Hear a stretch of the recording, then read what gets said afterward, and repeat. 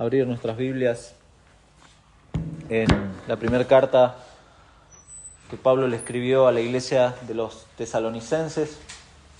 Estamos en el capítulo 2, vamos a leer desde el versículo 13 al 16, luego vamos a orar.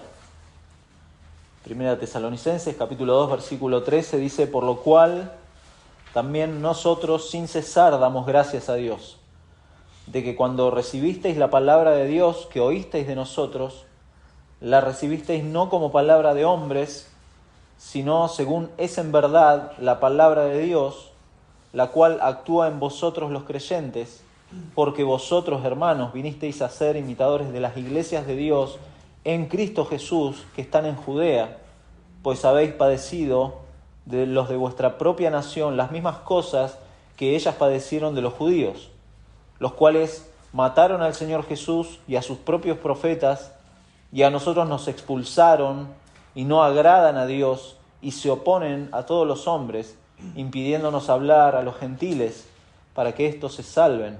Así colman ellos siempre la medida de sus pecados, pues vino sobre ellos la ira hasta el extremo.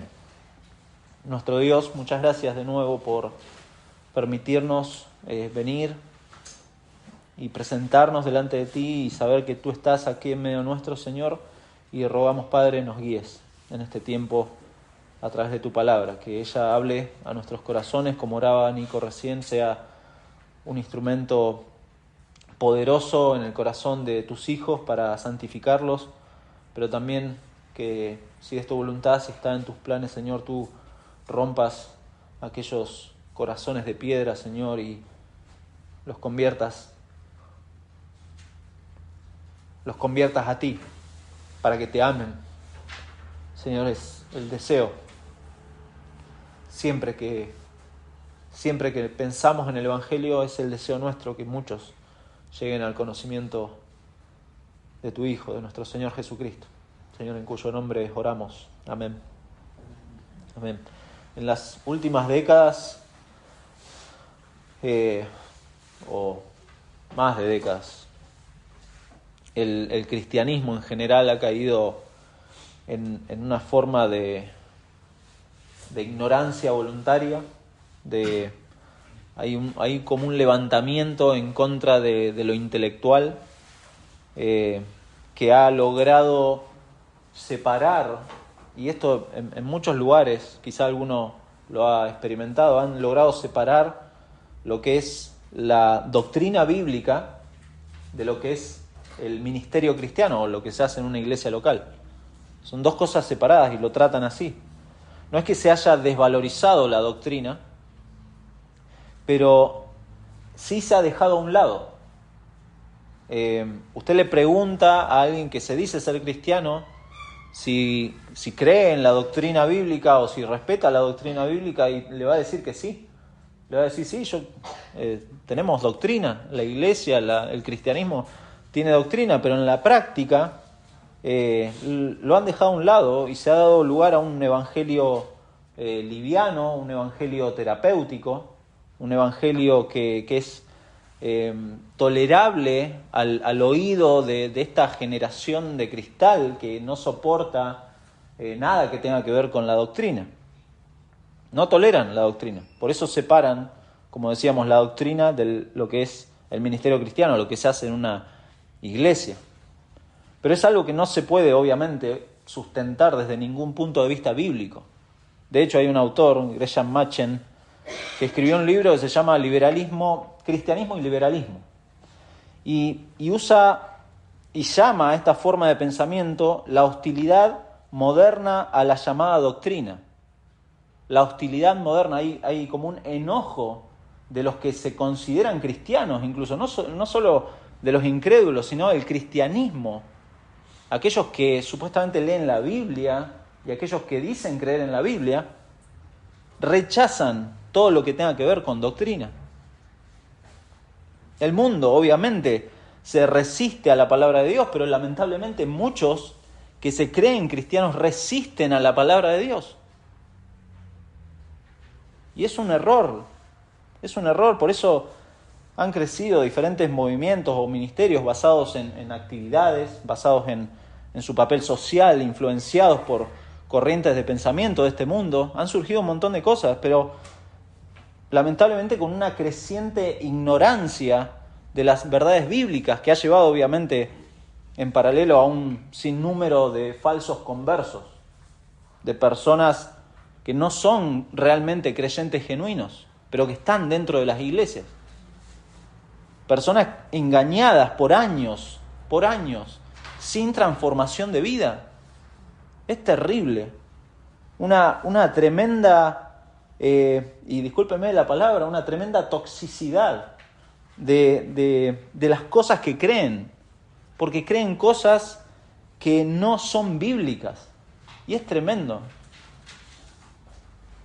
Un falso evangelio, un falso cristianismo, pero el verdadero evangelio, el verdadero cristianismo se resiste a eso, se resiste a ser separado de la doctrina, porque el verdadero cristianismo es una forma de vida basada en el evangelio, basado en el mensaje bíblico, en la palabra de Dios.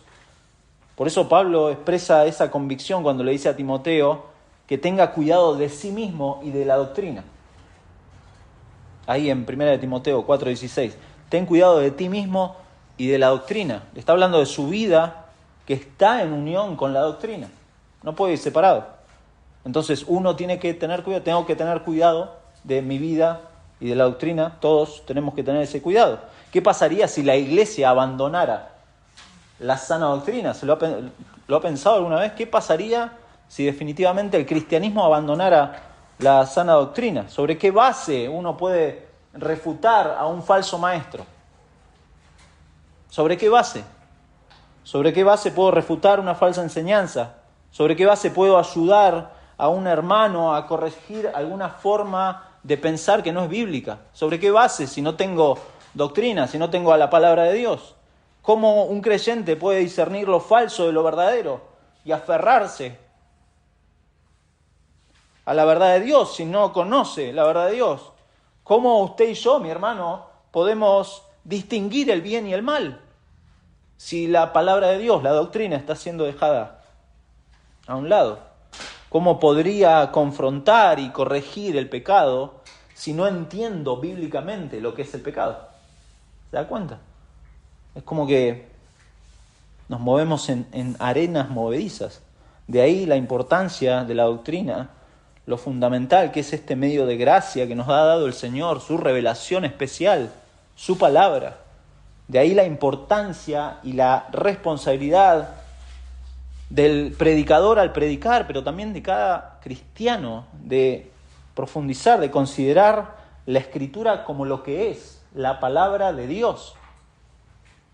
Y en ese sentido uno como predicador debe reconocerse. Recién oraba Nico y decía, Germán es un heraldo, es un mensajero solamente, y hay que ser consciente de eso, de que uno es un mensajero, no es el autor. Uno es un sembrador, no es la fuente de esa semilla. Es un administrador, no un propietario. Como dice John MacArthur, me encantó una frase que encontré de él: somos los que servimos el alimento espiritual, no el chef. No hacemos eso. Somos siervos inútiles ante la obra preciosa del Señor, la cual Él ha puesto en nuestras manos. ¿Para qué? Para ser diligentes y cuidadosos. Diligentes y cuidadosos, confiando en el poder que Dios tiene y que Dios obra por medio de su palabra. Pablo fue delegado por Dios para llevar el evangelio al mundo fuera de las fronteras de Israel, y le escribe a estos hermanos en Tesalónica, a una iglesia que, como hemos dicho en otros estudios, está en medio de pruebas, está en medio de confusión porque Pablo está ausente. El que plantó la iglesia se tuvo que ir de noche. Pero aún así, Dios preservó a sus hijos, afirmó sus vidas en la palabra, y fueron imitadores de Pablo y de sus colaboradores. Se convirtieron en evangelizadores de esa región. Lo hemos visto ya. Tremendo lo que ha pasado acá. Ellos fueron testigos del compromiso de Pablo con el Evangelio y fueron movidos por el Señor a imitar ese esfuerzo. Imitadores. Y ahora Pablo parece, cuando escribe acá, parece como desbordado de alegría. Desbordado de alegría y de afecto por estos hermanos. ¿Por qué? Porque la obra de Dios ahí, en ese lugar, no fue en vano. No fue en vano. Lo dice. La idea del estudio de hoy, de esta parte que hemos leído de la carta a los tesalonicenses, es que la palabra de Dios, a pesar de que llega con la intervención humana, es un mensaje divino que obra en los creyentes a través del Espíritu Santo. Lo repito, la palabra de Dios, a pesar de que llega por la intervención humana, es un mensaje divino que obra en los creyentes a través del Espíritu Santo. Por eso hablamos del poder del Evangelio, que a veces queda como en una frase abstracta. ¿Cuál es el poder del Evangelio? Sino los resultados claros y visibles que Pablo ve en estos hermanos. Pablo ve el poder del Evangelio, no como algo místico, sino en la vida de esos hermanos. Por eso el poder del Evangelio fue evidente, en primer lugar, porque fue recibido como un mensaje divino, versículo 13, la primera parte. Segundo, porque ha actuado en los creyentes, al final del versículo 13. Y en el resto vamos a ver cómo este poder del Evangelio se hizo evidente porque los tesalonicenses fueron imitadores de otros hermanos, de otros cristianos. Y lo vamos a ver. Pero en primer lugar veamos esto. El poder del Evangelio se hace evidente porque el mensaje de Dios fue recibido como un mensaje divino. Un mensaje divino. Pablo hace acá como un paréntesis de cierre, lo que se conoce como inclusio, un sándwich. Un sándwich con el versículo 2 del capítulo 1, que dice: damos siempre gracias a Dios por todos vosotros, haciendo memoria de vosotros en nuestras oraciones. Y acá es como que cierra, al decir: por lo cual también nosotros, sin cesar, damos gracias a Dios. Un sándwich, donde ha comenzado este saludo, este agradecimiento, y si se fijan, hay una repetición enfática en este versículo, con lo que es el versículo 3 que sigue, dice: acordándonos sin cesar delante de Dios y Padre, capítulo 1, versículo 3, delante del Dios y Padre nuestro, de la obra de vuestra fe, del trabajo de vuestro amor y de vuestra constancia en la esperanza en nuestro Señor Jesucristo, porque conocemos, hermanos, hermanos amados de Dios, vuestra elección, pues nuestro Evangelio no llegó a vosotros en palabras solamente, sino también en poder, en el Espíritu Santo y en plena certidumbre. Esto es enfático y parece como repetitivo, Pablo. Acá, este agradecimiento a Dios, esta oración permanente, esta confianza en el obrar de Dios y en las evidencias de esa fe que estos hermanos estaban mostrando. Lo hemos dicho en semanas anteriores. Pablo no estaba diciendo esto, no estaba agradeciendo como una forma de quedar bien con los hermanos, como una forma de respetar los estándares literarios de esa época, y bueno, es un hombre agradecido y qué gentil, ¿no? Gentil no como en esa época, gentil como lo usamos nosotros. Pero no, Pablo no estaba haciendo una formalidad, sino que delante de Dios, él lo dice, versículo 3, damos siempre gracias a Dios por vosotros, quien ha puesto, Pablo mismo lo pone como testigo a Dios, lo hemos visto la semana pasada, testigo no solo de su agradecimiento, sino del comportamiento que estos hermanos tenían, porque fíjese, dice versículo 5, capítulo 2, versículo 5, porque nunca usamos de palabras lisonjeras, como sabéis, ni encubrimos avaricia. Dios es testigo. Y más adelante, versículo 10, de nuevo, vosotros sois testigos y Dios también de cuán santa, o sea, el comportamiento del apóstol Pablo y de sus colaboradores era un comportamiento que se hacía evidente, que Pablo no estaba engañando a estos hermanos, y este comportamiento marcó la vida de estos hermanos, que fueron movidos por Dios ¿a qué? A ser imitadores. Pero no solamente imitadores del comportamiento, sino que realizaron la labor de llevar el Evangelio. Continuaron. Pablo no necesitaba ya hablar en esa región. Pablo vuelve acá a la fuente de lo que produjo todo eso. Fíjese, ya lo ha mencionado en versículo 5 del capítulo 1. Dice, porque conocemos, recién lo leímos, conocemos, hermanos, amados, vuestra elección. Versículo 4, versículo 5, pues nuestro Evangelio no llegó en palabras solamente, sino en poder.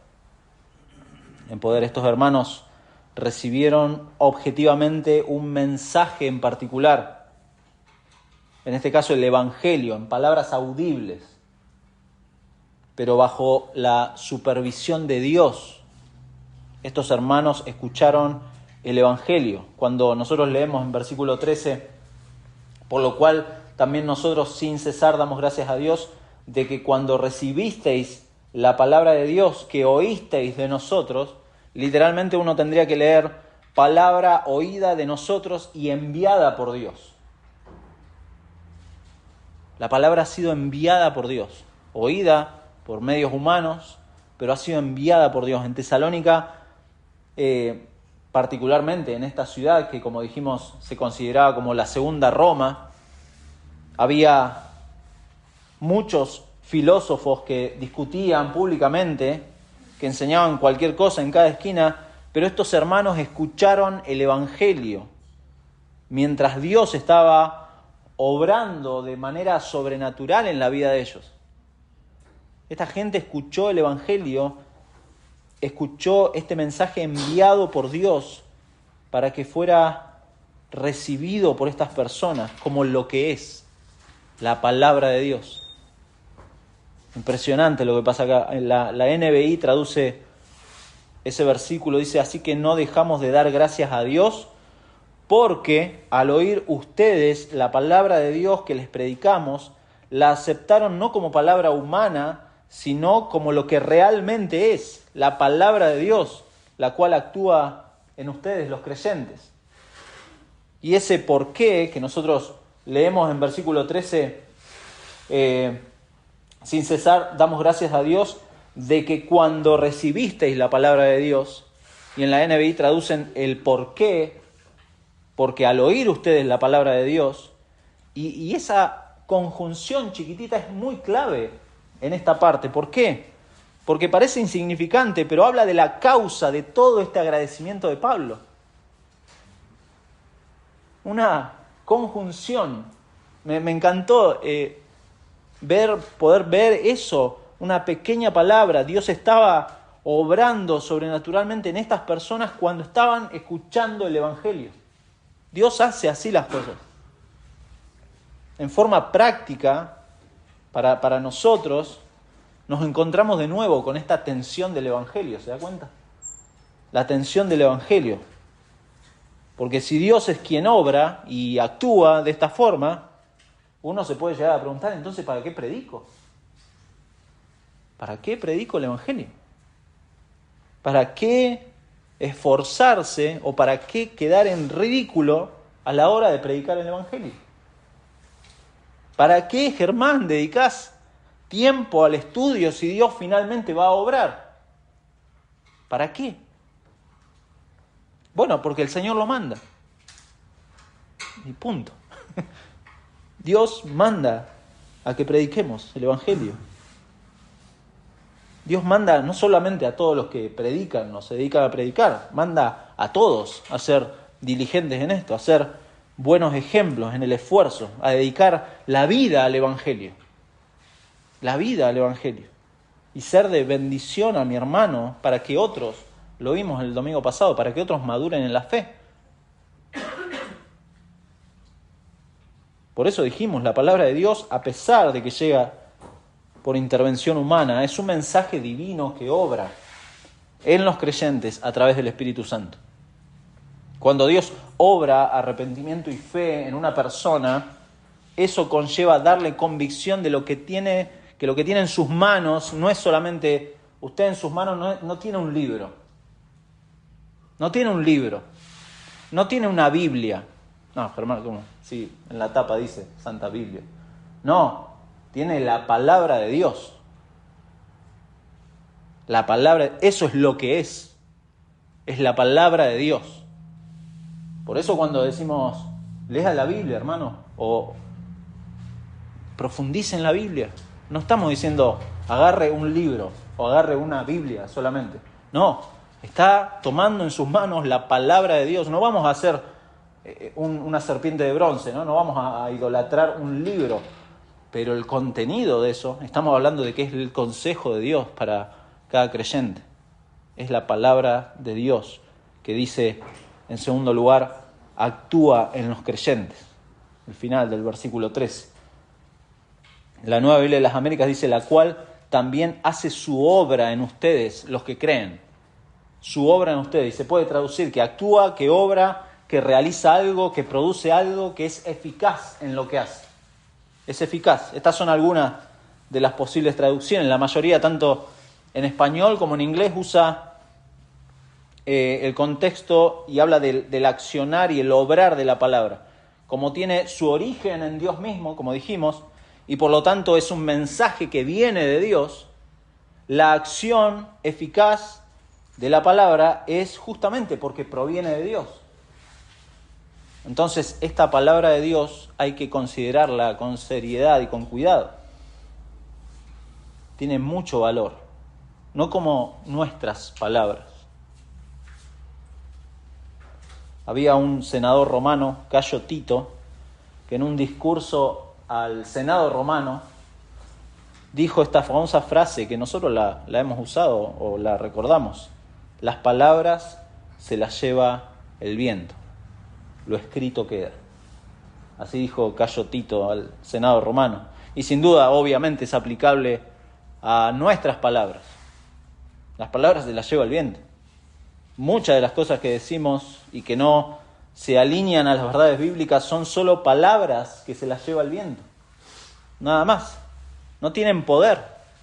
No tienen poder. No hay poder en nuestras palabras. ¿Por qué? Porque dada nuestra condición pecaminosa, incluso nuestras cuerdas vocales producen palabras que están cargadas de orgullo y de pecaminosidad.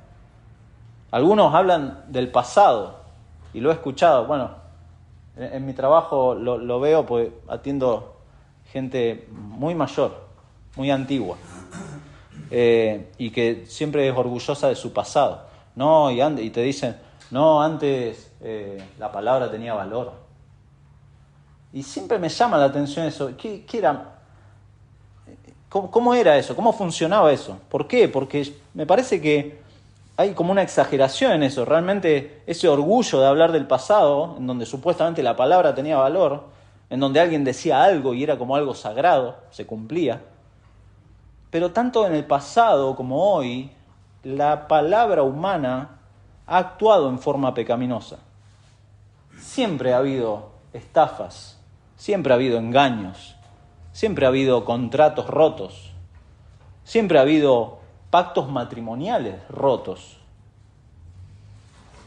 Y evidentemente eso muestra que nuestras palabras son impotentes, pero no así la palabra de Dios, que obra con eficacia y a un nivel sobrenatural en la vida de las personas.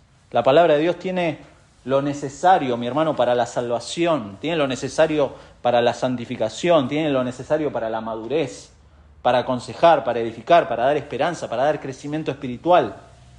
La sabiduría humana no puede lograr nada de esto. Nada de esto. No puede hacer eso. Por eso Pablo le escribe a los Corintios. Lo deben recordar. 1 Corintios, capítulo 1. Es muy tajante Pablo con esto. Versículo 18.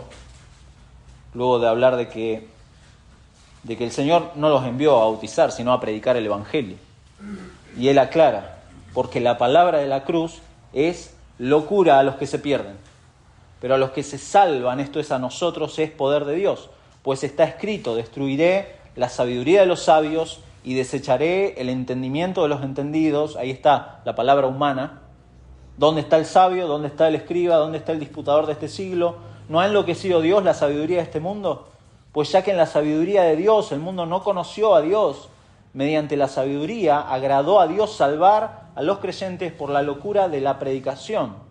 porque los judíos piden señales y los griegos buscan sabiduría, pero nosotros predicamos, y ahí está la fuente de la predicación, predicamos a Cristo crucificado. Para los judíos ciertamente tropezadero y para los gentiles locura, mas para los llamados, así judíos como griegos, Cristo, poder de Dios y sabiduría de Dios, porque lo insensato de Dios es más sabio que los hombres y lo débil de Dios es más fuerte que los hombres.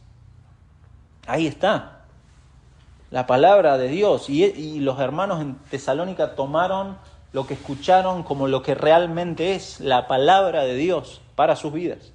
Por eso la emoción de Pablo, este agradecimiento, esta satisfacción no está en el éxito de su ministerio. Pablo no está contento, mirá mi ministerio, qué exitoso que fue entre los tesalonicenses. Y entonces, no, Pablo está gozoso de ver la intervención de Dios en la vida de los creyentes. Es precioso. Pablo le escribe a los filipenses y usa una frase llena de emoción y que se basa en esto mismo. Y les dice, así que, hermanos míos, amados y deseados, gozo y corona mía, estad así firmes en el Señor, amados. Como que repite, como que está desbordado el gozo de Pablo, el gozo de los pastores, el gozo de cualquier cristiano al ver a un hermano, es poder ver el obrar de Dios en la vida de las personas que reconocen la autoridad de Dios sobre sus vidas por medio de su palabra.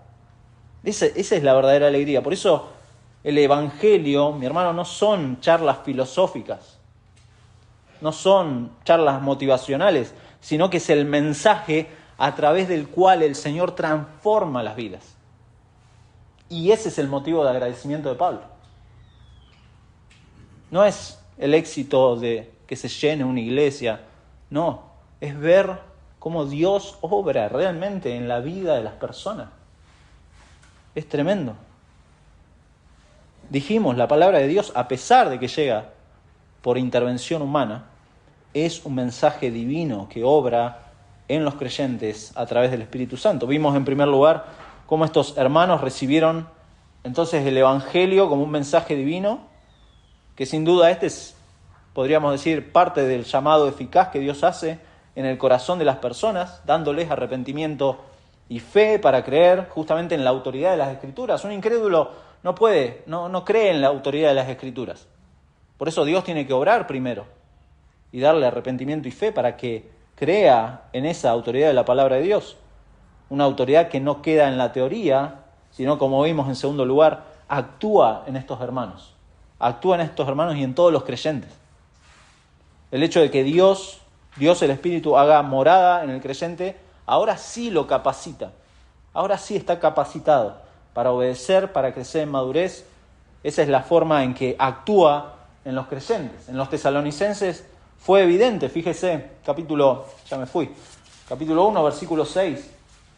Dice, y vosotros vinisteis a ser imitadores de nosotros y del Señor, recibiendo la palabra en medio de gran tribulación, con gozo del Espíritu Santo, de tal manera que habéis sido ejemplos. Ahí está, cómo actuó la palabra de Dios en la vida de estos hermanos.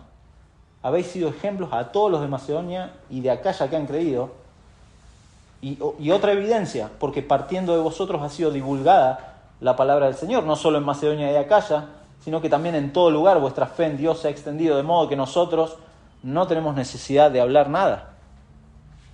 Nada tenían que decir.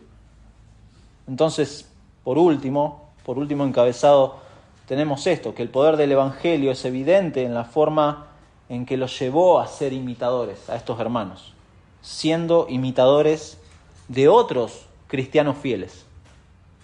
Pablo ha dicho ya en su agradecimiento que ellos se convirtieron, lo leímos recién, en imitadores de Pablo, de los misioneros y del Señor mismo, versículo 6. Pero acá, fíjense, se extiende un poco más. Se extiende y dice, vinisteis a ser imitadores de las iglesias de Dios en Cristo Jesús que están en Judea. Interesante. La palabra que usa para imitador es mimetes, que es interesante porque es la que nosotros tomamos de los mimos, ¿Conocen lo que son los mimos? No voy a hacer. No lo voy a hacer. O la mímica, cuando alguien hace mímica. Bueno, ahí viene la palabra de imitación, pero esto acá es usado en el buen sentido.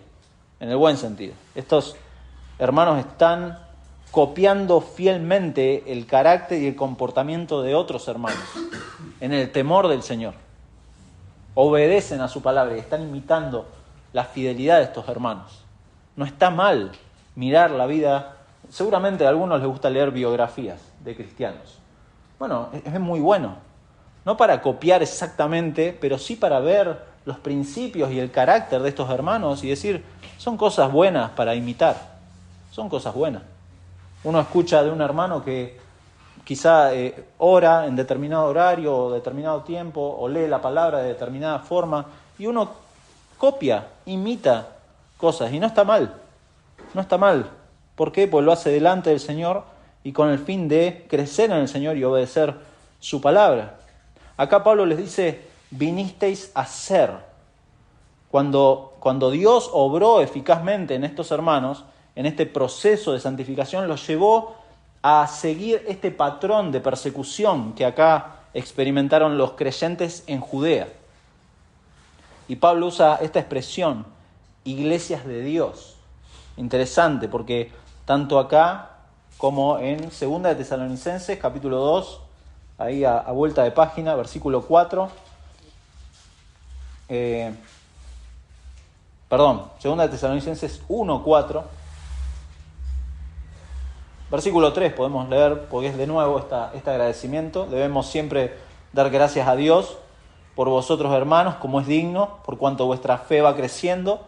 O sea, sigue habiendo este patrón de crecimiento en estos hermanos y el amor de todos y cada uno de vosotros abunda para con los demás, tanto que nosotros mismos nos gloriamos de vosotros en las iglesias de Dios por vuestra paciencia y fe en todas vuestras persecuciones y tribulaciones que soportáis.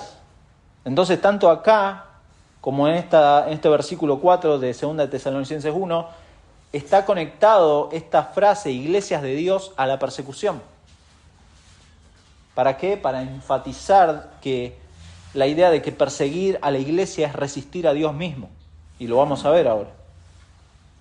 Si usted recuerda al maestro de Pablo, él fue, dice Pablo mismo, criado a los pies de Gamaliel. Si recuerda capítulo 5 de Hechos, Gamaliel fue el que dijo, dejemos, esperemos, a ver si no vaya a ser cosa que estemos luchando contra Dios. Tenía ese temor Gamaliel. Y su discípulo Pablo tuvo la confirmación de esto, si usted lo recuerda, capítulo 9 de Hechos, cuando el Señor se presentó en el camino a Damasco. Y el Señor le dijo, Saulo, Saulo, ¿por qué me persigues? Entonces, Pablo tenía en claro de que la iglesia es de Dios y está en Cristo.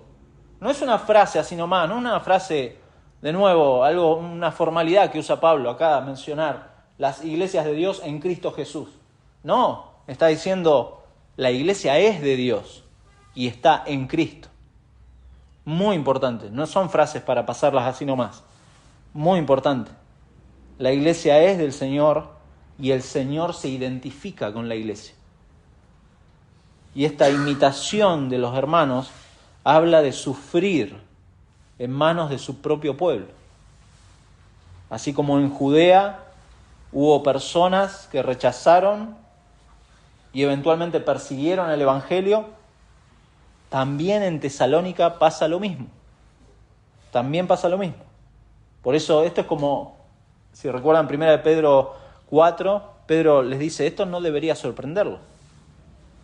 No es algo que puede agarrarnos de sorpresa, que sean perseguidos. De hecho, el Señor detalladamente predijo esto. Esto no es sorpresivo, no es de Tesalonicenses solamente. Fíjese en Mateo, nuestro Señor predijo con claridad estas cosas. Mateo capítulo 10.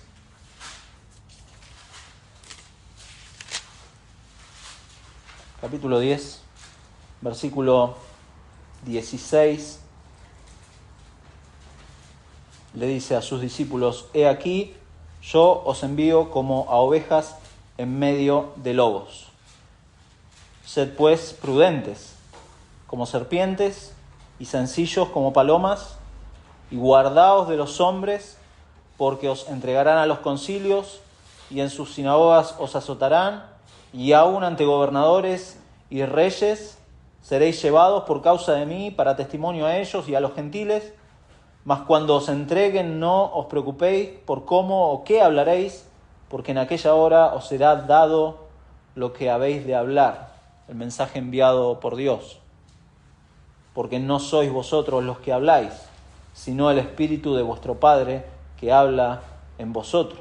El hermano entregará la muerte al hermano, el padre al hijo, los hijos se levantarán contra los padres y los harán morir, y seréis aborrecidos de todos por causa de mi nombre, mas el que persevere hasta el fin, éste será salvo. Cuando os persigan en esta ciudad, huid a la otra, porque de cierto os digo que no acabaréis de recorrer todas las ciudades de Israel hasta que venga el Hijo del Hombre.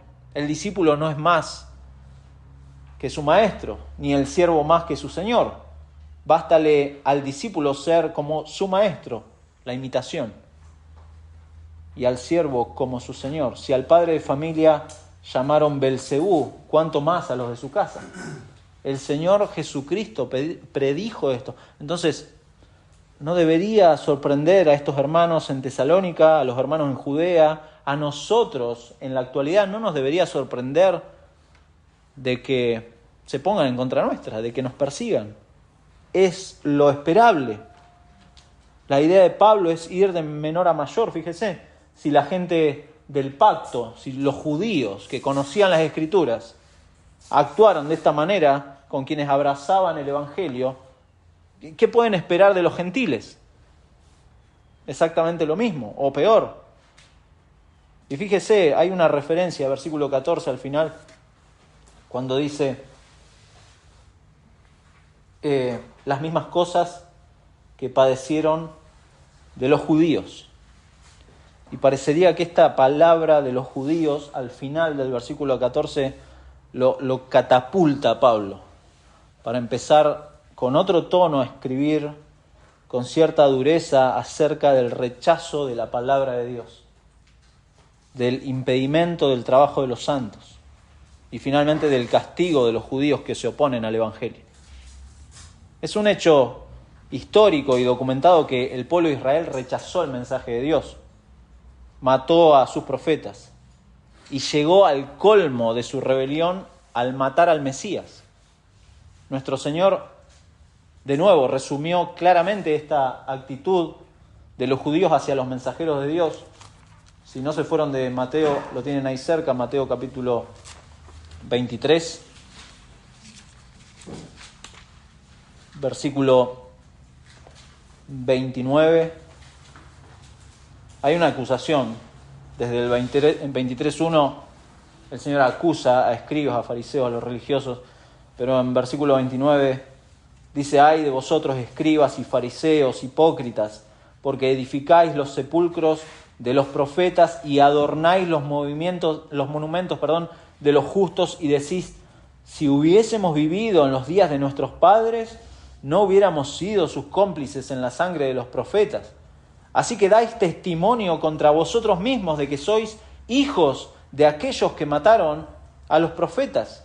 Vosotros también llenad la medida de vuestros padres. Serpientes, generación de víboras, ¿cómo escaparéis de la condenación del infierno?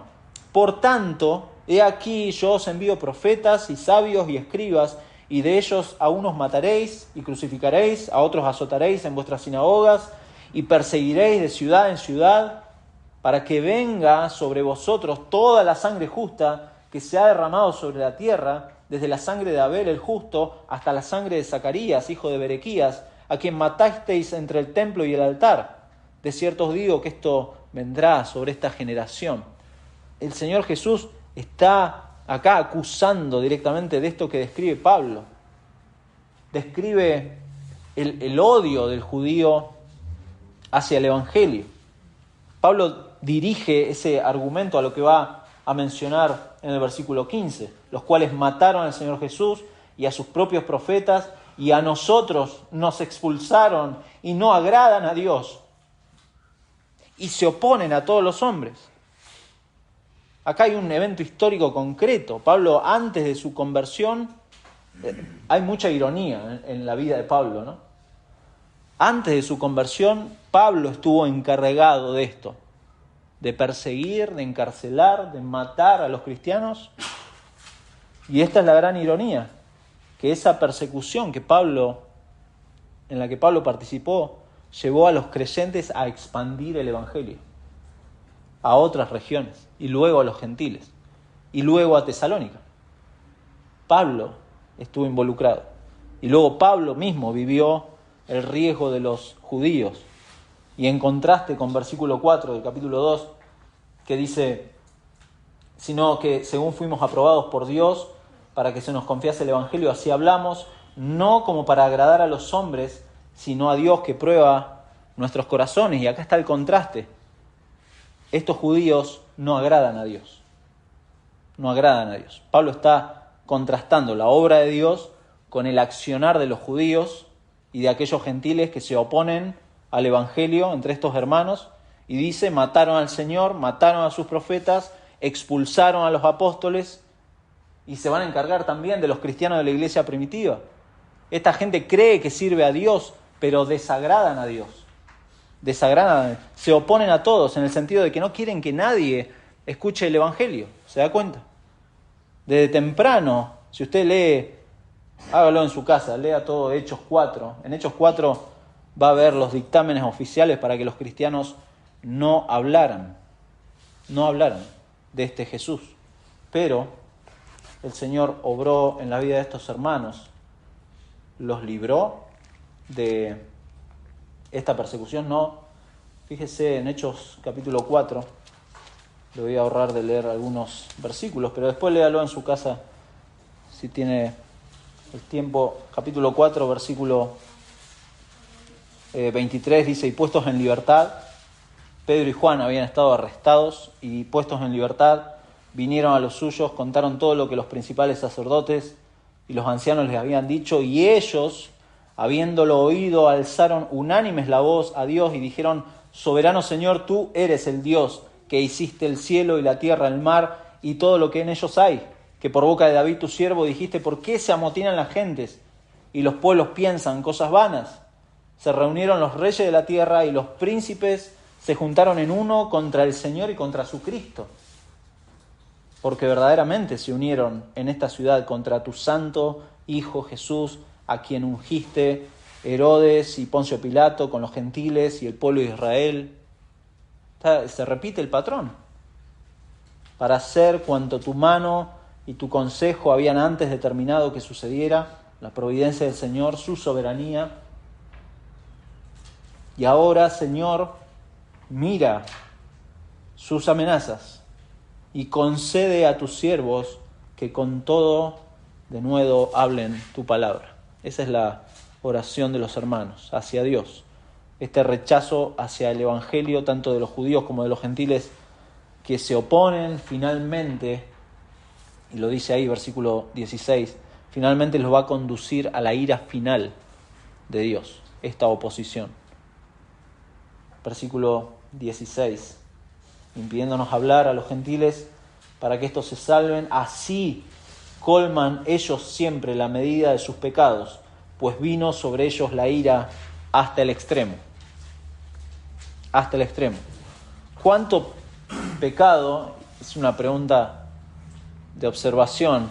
¿Cuánto pecado se necesita para que la ira de Dios se despliegue sobre alguien en particular o sobre este mundo? ¿Cuánto pecado se necesita? Bueno,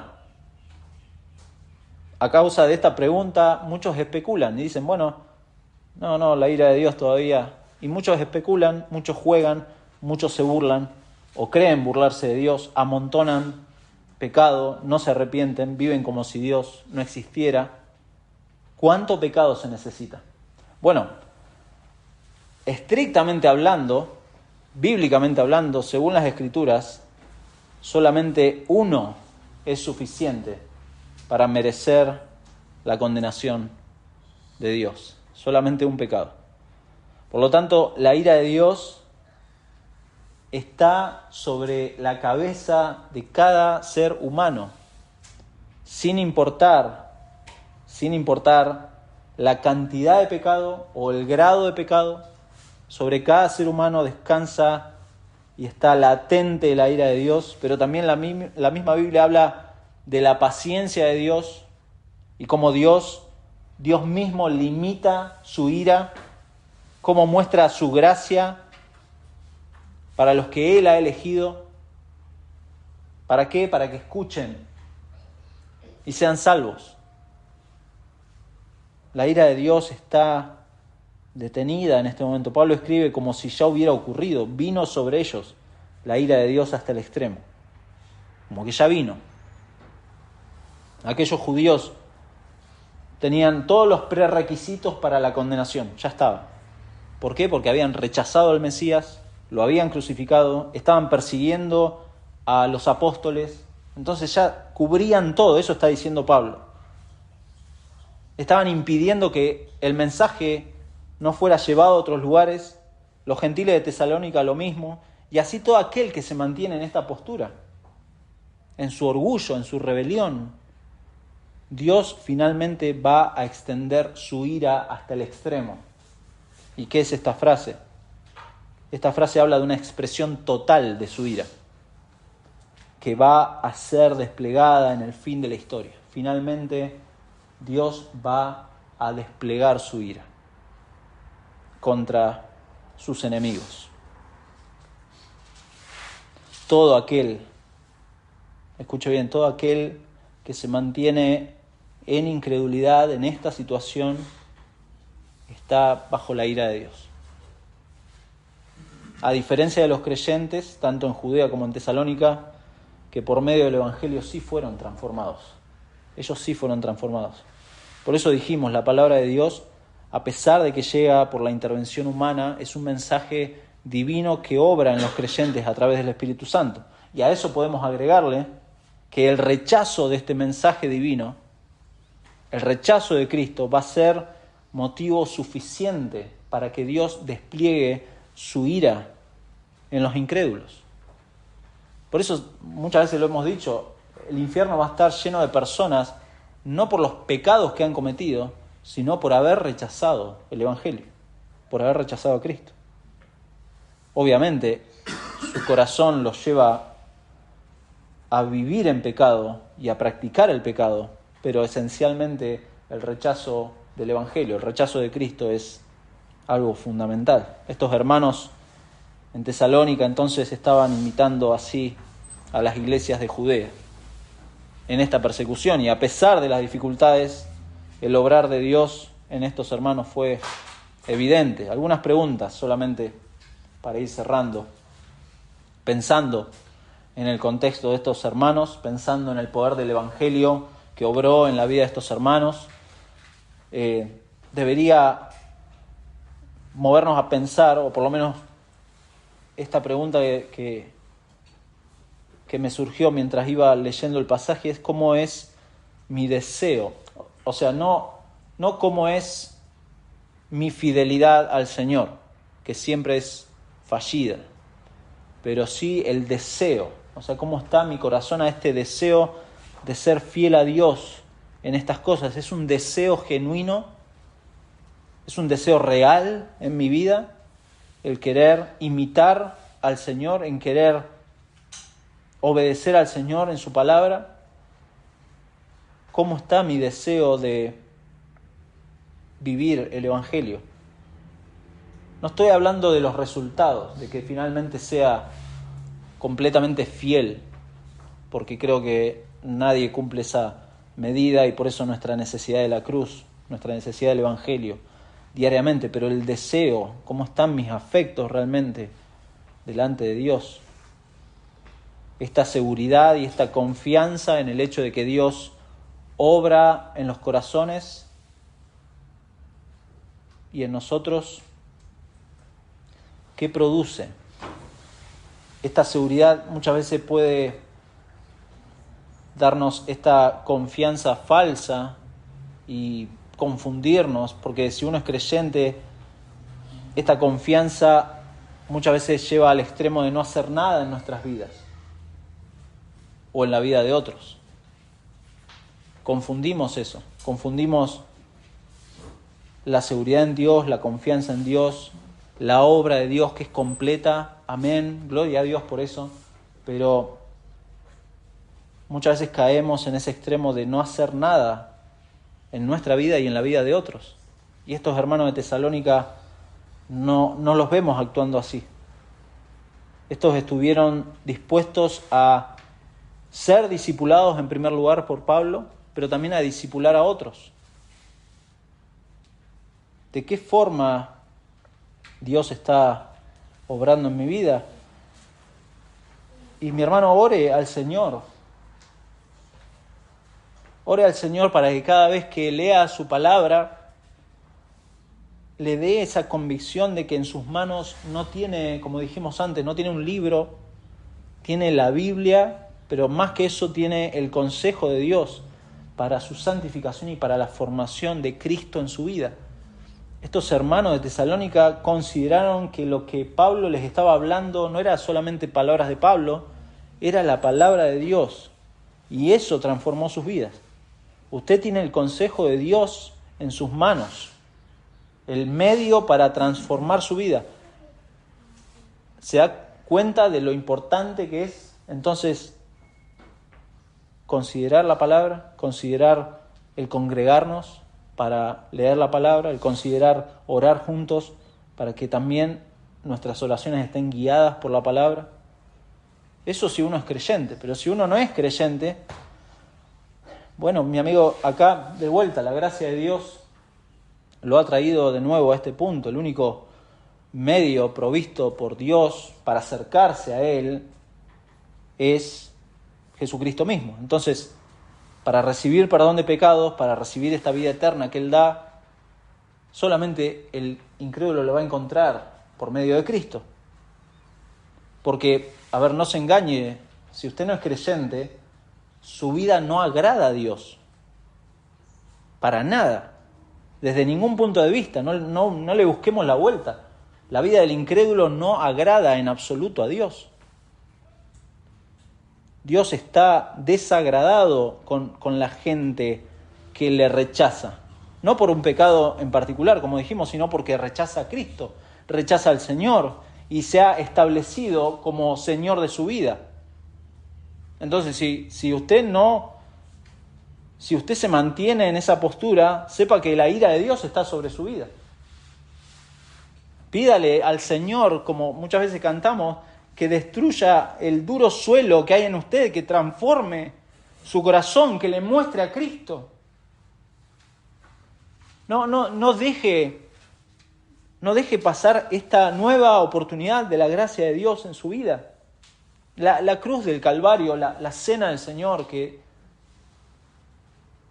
venimos a celebrar, deberían ser imágenes suficientes para recordarnos el precio pagado por el pecador. ¿Se da cuenta? Esto es recordatorio de nuestra incapacidad. Es recordatorio de nuestra necedad. Es recordatorio de la podredumbre que hay en nuestro corazón. Pero Dios, que es rico en misericordia, dispuso desde la eternidad salvarnos por su obra redentora, adoptarnos como hijos suyos, para que dejemos, como les pasó a los tesalonicenses, dejemos nuestros ídolos, dejemos nuestro ego para servirle a Él, el Dios vivo y verdadero. Y como dice el versículo 10, y esperar de los cielos a su Hijo, al cual resucitó de los muertos, a Jesús, quien nos libra de la ira venidera. Vamos a orar. Señor, gracias por tu palabra, porque es tuya. Y no tenemos autoridad en absoluto en nuestra forma de pensar, en nuestras palabras que hablamos. Es tu palabra que nos has dejado escrita la que tiene autoridad sobre nosotros, sobre tu iglesia, sobre tus hijos. Es esa palabra, Padre, la que queremos no solo valorar, sino aferrarnos para que tú guíes nuestra vida y seamos instrumentos útiles en tus manos. Señor, entendemos de que nos has dejado tu palabra no solamente para crecer nosotros en lo personal, en lo individual, en nuestra intimidad, sino también para ser de bendición a otros y ayudarlos a crecer en madurez. Señor, esta es la tarea que nos has dado también. Padre, no solamente llevar el mensaje del Evangelio a los incrédulos, sino acompañarnos unos a otros en este crecimiento, en el conocimiento tuyo, Padre. Por eso rogamos, Padre, nos capacites día a día, Señor. Nos guíes día a día a seguir profundizando en las verdades del Evangelio, con el fin no solo de alimentar nuestro corazón y de crecer uno individualmente, sino también pensar en hermanos que recién están caminando en la fe y necesitan del apoyo, del aliento, del ánimo a través de tu palabra, no de nuestros pensamientos, no de nuestras formas de creer que son las cosas, sino a través de la luz del Evangelio. Señor, ayúdanos como iglesia a ser discipuladores y Señor, también a través de eso ser buenos imitadores de aquellos que hacen la obra tuya en cualquier lugar. Señor, gracias por tu palabra, gracias por este ejemplo de los tesalonicenses, porque no solamente eran evangelizadores, no solamente eran discipuladores, Señor, sino también imitadores de sufrimiento. Padre, cuántas veces le escapamos al sufrimiento y, Señor, ayúdanos a aceptar en nuestro corazón el sufrimiento, sabiendo de que tú estás formando a Cristo en nuestras vidas. Señor, bendice tu palabra y también obra, como siempre te pedimos, Señor, obra en los corazones de los que no te conocen, que puedan ver la maravilla de tu Evangelio, que puedan ver la hermosura de Cristo. Señor, te lo pedimos en el nombre de nuestro Señor Jesucristo. Amén.